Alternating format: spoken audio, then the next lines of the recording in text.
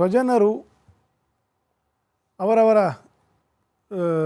ಕುಟುಂಬದವರು, ಅವರವರ ಮಿತ್ರರು, ಸ್ವಬಂಧುಗಳು ಇವರೇ ಅವರ ಧನವನ್ನು, ಅವರ ಅಧಿಕಾರವನ್ನು ಅಪಹಾರ ಮಾಡುವುದು, ಅವರನ್ನು ನಿರ್ಗತಿಕರನ್ನಾಗಿ ಮಾಡುವುದು, ಮನೆಯಲ್ಲಿರ್ತಕ್ಕಂತಹ ಹಿರಿಯರನ್ನು ನಿರ್ಗತಿಕರನ್ನು ಆಗಿ ಮಾಡಿ ಅವರ ದುಡ್ಡು ಕಾಸುಗಳನ್ನು ಇವರು ಅಪಹಾರ ಮಾಡ್ತಕ್ಕಂತಹ ದುಷ್ಟ ಪ್ರವೃತ್ತಿ, ಅಧಿಕಾರದಲ್ಲಿ ಇರ್ತಕ್ಕಂಥವರ ಅಧಿಕಾರವನ್ನು ಕಿತ್ತುಕೊಂಡು ಅದನ್ನು ತಾವು ಅನುಭವಿಸ್ತಕ್ಕಂತಹ ಒಂದು ಪ್ರವೃತ್ತಿ, ಇದೆಲ್ಲ ಹೆಚ್ಚಾಗ್ತದೆ.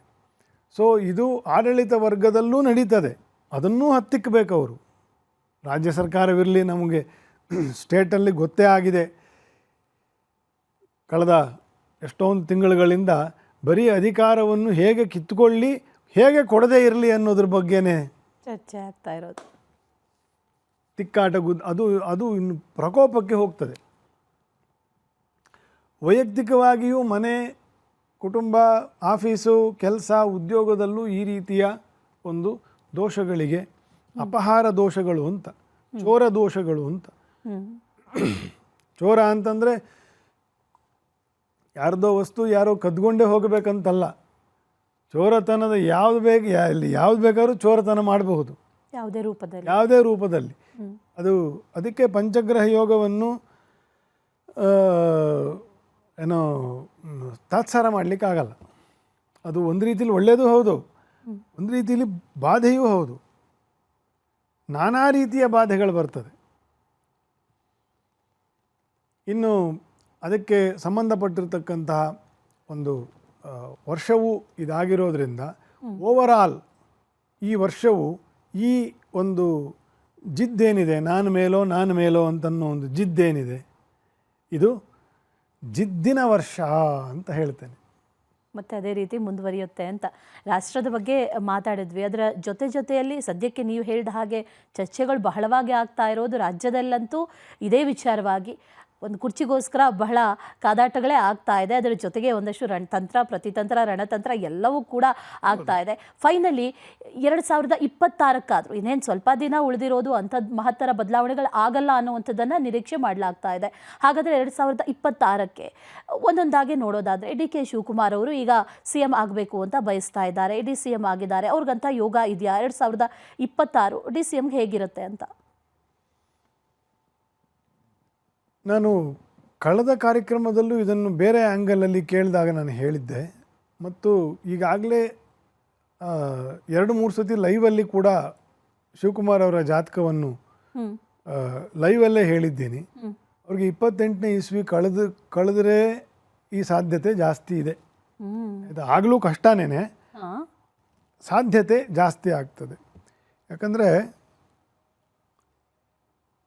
ಅವರಿಗೆ ಲಗ್ನಕ್ಕೆ ಶನಿಯ ಬಾಧೆ ಶುರು ಆಗೋಯಿತು ಈ ಮಾರ್ಚ್ ಏಪ್ರಿಲ್ ಫಸ್ಟ್ ವೀಕಲ್ಲಿ. ಅದಕ್ಕಿಂತ ಮುಂಚೆ ಅವರು ಶತಪ್ರಯತ್ನ ಮಾಡಿ ಅವರ ಎಲ್ಲ ರಿಸೋರ್ಸಸ್ಸನ್ನು, ಅಥವಾ ನಿರ್ದಾಕ್ಷಿಣ್ಯವಾಗಿ ಅಂತ ಹೇಳ್ತೀನಿ ಅಷ್ಟೆ, ಪ್ರಯತ್ನ ಅವರೇನು ಮಾಡಿಲ್ಲ ಅಂತ ಹೇಳ್ತಿಲ್ಲ ನಾನು, ಆದರೆ ಅವರಲ್ಲಿ ದಾಕ್ಷಿಣ್ಯ ಬುದ್ಧಿ ಆ ವಿಷಯದಲ್ಲಿ, ಬೇರೆ ಯಾವುದ್ಯಾವುದಕ್ಕೋ ದಾಕ್ಷಿಣ್ಯವೇ ಇಲ್ಲ ಆ ಮನುಷ್ಯನಿಗೆ, ನಿರ್ದಾಕ್ಷಿಣ್ಯ. ಆದರೆ CM ವಿಷಯದಲ್ಲಿ ಬಂದಾಗ ಅದು ದಾಕ್ಷಿಣ್ಯ ಪ್ರವೃತ್ತಿ. ಪಕ್ಷಕ್ಕೋಸ್ಕರ ಎಲ್ಲೋ ಒಂದು ಕಡೆ ಏನಕ್ಕೋಸ್ಕರ ಅದು ಅವರೇ ಬಲ್ಲರು, ಆಯಿತಾ. ಏಪ್ರಿಲ್ ಫಸ್ಟ್ ವೀಕ್ 2025 ಒಳಗಡೆ ಶನಿಯು ಮೀನರಾಶಿಗೆ ಬರೋಕ್ಕಿಂತ ಮುಂಚೆ ಅವರು ನಿರ್ದಾಕ್ಷಿಣ್ಯವಾಗಿ ಸ್ಟೆಪ್ಸ್ ತಗೊಂಡಿದ್ರೆ ಇಷ್ಟೊತ್ತಿಗೆ ಅವರು ಆಗಬೇಕಿತ್ತು, ಆಗೋಗಿರೋರು, ಆಲ್ರೆಡಿ ಸ್ಥಾನ ಬದಲಾವಣೆ ಆಗೋಗಿರೋದು, ಆಯಿತಾ.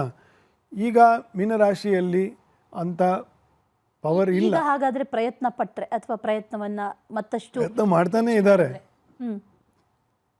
ಅಪ್ಲೈ ನೋ ರಿಪ್ಲೈ ಅಷ್ಟೇ. ಸೊ ಅದು ಮುಂದುವರಿತದೆ, ಆಯಿತಾ.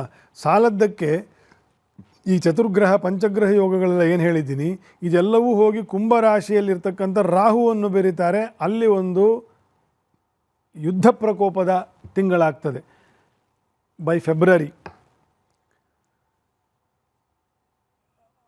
ಅವರೆಲ್ಲರೂ ಹೋಗಿ ಆ ರಾಹುವನ್ನು, ಕೇಂದ್ರವನ್ನು ಕುಂಭದಲ್ಲಿ ಕಳೆದು ಶನಿಯ ಬಳಿಗೆ ಹೋಗ್ತಾರೆ, ಮೀನರಾಶಿಗೆ, ಯುಗಾದಿಗೆ. ಹ್ಮ್.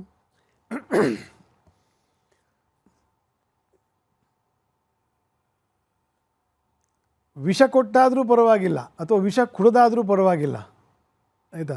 ನಾನು ಬೀದಿಯಲ್ಲಿ ರಗಳೆ ಮಾಡೋವನೇ, ಬೀದಿಯಲ್ಲಿ ಹೊಡೆದಾಟ ಮಾಡೋವನೇ ಅಂತನ್ನೋ ಪ್ರವೃತ್ತಿ ಜಾಸ್ತಿ ಆಗುತ್ತೆ. ನಾನು ಬರೀ ಸ್ಟೇಟ್ ಬಗ್ಗೆ ಹೇಳ್ತಾ ಇಲ್ಲ, ಎಲ್ಲ ಆಡಳಿತ ವ್ಯವಸ್ಥೆ ಅಮೆರಿಕಾಯಿಂದ ಹಿಡಿದು ಶ್ರೀಲಂಕಾವರೆಗೂ ಎಲ್ಲ ಆಡಳಿತ ವ್ಯವಸ್ಥೆಯೂ ಕೂಡ ಅಲ್ಲೋಲ ಕಲ್ಲೋಲವಾಗ್ತಕ್ಕಂತಹ 3 ತಿಂಗಳು ಯುಗಾದಿ ಕಳಿಬೇಕು. ಚಂದ್ರನೂ ಮೇಷರಾಶಿಗೆ ಹೋಗಿ ಮೇಷಕ್ಕೆ ರವಿಯೂ ಹೋದ ನಂತರ ಈ ದೋಷಗಳು ಪರಿಹಾರ ಆಗ್ತದೆ. ಸೊ ಅದರ ಭಾಗವೇ ಅಲ್ವೇ ರಾಜ್ಯವೂ ಕೂಡ. ನಾವು ಅದನ್ನು ಬಿಟ್ಟು ನಾವು ರಾಜ್ಯವನ್ನು ಪ್ರತ್ಯೇಕವಾಗಿ ಚಿಂತನೆ ಮಾಡೋದು ಹೇಗೆ? ಅದರಲ್ಲೇ ಒಬ್ಬ ಸಿದ್ದರಾಮಯ್ಯನವರು ಸಿಕ್ಕಾಕೊಂಡಿರ್ತಾರೆ, DK ಶಿವಕುಮಾರ್ ಸಿಕ್ಕಾಕೊಂಡಿರ್ತಾರೆ, ನಮ್ಮಂಥವ್ರು ಎಲ್ಲರೂ ಅದರಲ್ಲೇ ಇದ್ದೀವಲ್ಲ. ಯಾರೇನು we are not, nobody is ordinary, nobody is special. ಆದರೆ ಆ ಸಾಧನೆ ಮಾಡ್ಕೊಳ್ಬೇಕು ಅನ್ನೋದಕ್ಕೆ ಗ್ರಹಾನುಕೂಲ ಇರಬೇಕು. ಗುರುಬಲ ಇಲ್ಲ, ಲಗ್ನಕ್ಕೆ ಜನ್ಮ ಶನಿ ಬಂದಾಯಿತು. ಈ ಗ್ರಹಾರಿಷ್ಟಗಳು ಎಲ್ಲ ಜಿದ್ದಿಗೆ ಕಾರಣವಾಗ್ತಕ್ಕಂಥ ಗ್ರಹಗತಿಗಳು, ರಾಹುವಿನ ಕೇಂದ್ರವನ್ನು ಶನಿಯ ಕೇಂದ್ರವನ್ನು ದಾಟಿ ಮುಂದೆ ಹೋಗ್ತಕ್ಕಂಥ ತಿಂಗಳುಗಳು. ಇಂಥ ಸಮಯದಲ್ಲಿ ಒಂದು ಪಕ್ಷ ಯಾವುದೋ ಅಜ್ಞಾತ ಕಾರಣದಿಂದ ಸರ್ಕಾರದ ನಾಯಕತ್ವ ಬದಲಾದರೂ ಕೂಡ ಇವ್ರ ಕೈಲಿ ಉಳಿಸ್ಕೊಳ್ಳೋಕ್ಕೂ ಆಗೋದಿಲ್ಲ ಅದನ್ನು. ಆ ರೀತಿಯ ಸನ್ನಿವೇಶಗಳು ಉಂಟಾಗ್ತದೆ. ಹಾಗಾಗಿ ಮಧ್ಯಮವಾಗಿ, ಯಾಕಂದರೆ ಕಾಲ ಮಿಂಚೋಯ್ತು, ನಾನು ಆಗಲೇ ಹೇಳಿದೆ, ಏಪ್ರಿಲ್ ಫಸ್ಟ್ ವರೆಗೂ ಕಾಲ ಮಿಂಚೋಯ್ತು. ಇವಾಗ ಏನು ಮಾಡೋದು? ಏನಂತಾನೆ, ಮಧ್ಯಮ ಮಾರ್ಗೆ ಸದಾ ಸಮತ್ವಂ ಅಂತ. ಅದು ಬೇಡ ಇದು ಬೇಡ. ಈಗ ಹೇಗೆ ನೀರು ಹರ್ಕೊಂಡು ಹೋಗ್ತಿದೆಯೋ ಸುಮ್ಮನೆ ಅದರ ಮೇಲೆ ಹೋಗಿ ಅಂಬಿಗ ನಾನಿನ್ನ ನಂಬಿದೆ ಅಂತಂತ ಸುಮ್ಮನೆ ಹೋಗಿಬಿಡೋದು ಈಗ ಇರೋ ಒಂದು ಸಮತ್ವದ ಮಾರ್ಗ ಈಗ. ಸರಿ ಗುರುಜಿ, ಹಾಗಾದರೆ DCMಗೆ ಕಷ್ಟ ಸಾಧ್ಯ ಅನ್ನೋದಾದರೆ CM ಸಿದ್ದರಾಮಯ್ಯನವರೇ ಮುಂದುವರಿತಾರ? ಅವರ 2026ರ ಭವಿಷ್ಯ ಅಂತ ಹೇಳ್ಬೋದಾ? ಅಥವಾ ಅವರ ಏನಾದರೂ ಬದಲಾವಣೆಗಳಾಗುವಂಥ ಸಾಧ್ಯತೆಗಳಿದೆಯಾ ಅವರ ರಾಶಿ ಚಕ್ರದಲ್ಲಿ ಅಂತ? ನನಗೆ ಗೊತ್ತಿರುವಂತೆ ಅವ್ರದ್ದು ವಿಶಾಖ ನಕ್ಷತ್ರ ಅಷ್ಟು ಮಾತ್ರ ಗೊತ್ತಿದೆ. ಸಿಂಹ ಲಗ್ನವೋ ಕನ್ಯಾ ಲಗ್ನವೋ ಅದು ಡಿಸೈಡ್ ಮಾಡೋಕ್ಕೆ ಆಗಿಲ್ಲ. ಹಾಗಾಗಿ ಈಗ ಅವರಿಗೆ ವೃಶ್ಚಿಕ ರಾಶಿಯ ಒಂದು ಫಲವನ್ನೇ ನಾನು ತಗೊಳ್ತಕ್ಕಂಥದ್ದು. ಕೆಲವರು ತುಲಾ ರಾಶಿ ಅಂತಾರೆ, ಆದರೆ ವೃಶ್ಚಿಕ ರಾಶಿಯು 3ನೇ ಪಾದ ಅಥವಾ 4ನೇ ಪಾದದಲ್ಲಿ ಸಿದ್ದರಾಮಯ್ಯನವರದ್ದು ನಕ್ಷತ್ರವು. ಇವರಿಗೆ ಗುರುವಿನ ಜಾತಕದಲ್ಲೇ ಗುರುವಿನ ಅನುಕೂಲ,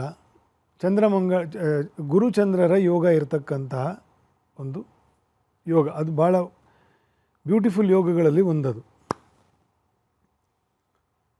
ಮತ್ತು ತುಲಾ ರಾಶಿಯಾಗಿ ತಗೊಂಡ್ರೆ ದಶಮದಲ್ಲಿ ಬುಧಾದಿತ್ಯ ಯೋಗ, ವೃಶ್ಚಿಕದಲ್ಲಿ ತಗೊಂಡ್ರೆ ನವಮದಲ್ಲಿ ಬುಧಾದಿತ್ಯ ಯೋಗ, ಆಯಿತಾ? ಅದು ಒಂದು ಒಳ್ಳೆಯ ಯೋಗ. ಸೊ ಅವ್ರಿಗೆ ಯಾಕೆ ಆಗ್ತಾ ಇಲ್ಲ, ಇವ್ರಿಗೆ ಯಾಕೆ ಆಗ್ತಿದೆ ಅನ್ನೋಕ್ಕೆ ಇದು ಒಂದು ಸಣ್ಣ ಉದಾಹರಣೆ ಇರ್ಬೋದು. ಹೌದು, ಆಯಿತಾ? ಸ್ಥಿರತ್ವ, ವಿಶಾಖ ನಕ್ಷತ್ರ ಅನ್ನೋದು ಒಂದು ಸ್ಥಿರತ್ವ ಕೊಡ್ತಕ್ಕಂಥದ್ದು.